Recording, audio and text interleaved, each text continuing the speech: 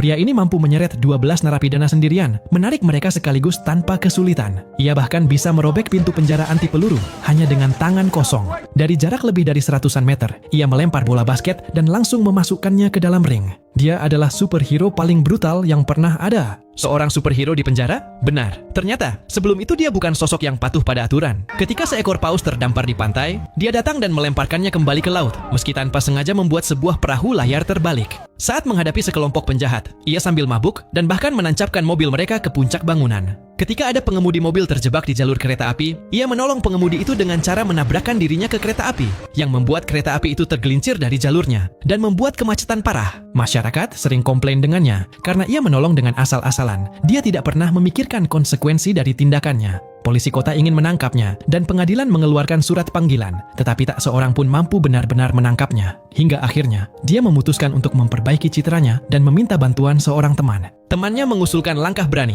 Sang superhero harus meminta maaf secara terbuka dan menghadapi pengadilan. Meski enggan, dia setuju. Dan tak lama kemudian, dirinya benar-benar dipenjara. Di dalam penjara, ia mengikuti pelatihan menjadi pahlawan yang lebih sopan dan lebih beradab. Namun 80% narapidana adalah orang-orang yang dulu pernah ia tangkap sendiri, sehingga hampir semua ingin membalas dendam. Dia mengatakan bahwa dirinya hanya ingin menjaga kedamaian, tetapi tak ada yang mendengarkan. Akhirnya, dia memberi pelajaran kecil pada beberapa pembuat onar, dan semua yang menyaksikannya langsung ketakutan. Suatu hari, seorang sipir mendatanginya dan mengatakan bahwa kepala polisi membutuhkan bantuannya. Sebuah geng bersenjata berat merampok bank di pusat kota dan menghujani polisi dengan tembakan. Korban terus berjatuhan dan harapan hampir hilang. Saat itulah sang superhero turun dari langit, mengenakan seragam baru, setelan tajam, dan lebih mencolok. Para polisi terkejut. Sesuai pelatihan di penjara, dia menyapa mereka dengan sopan.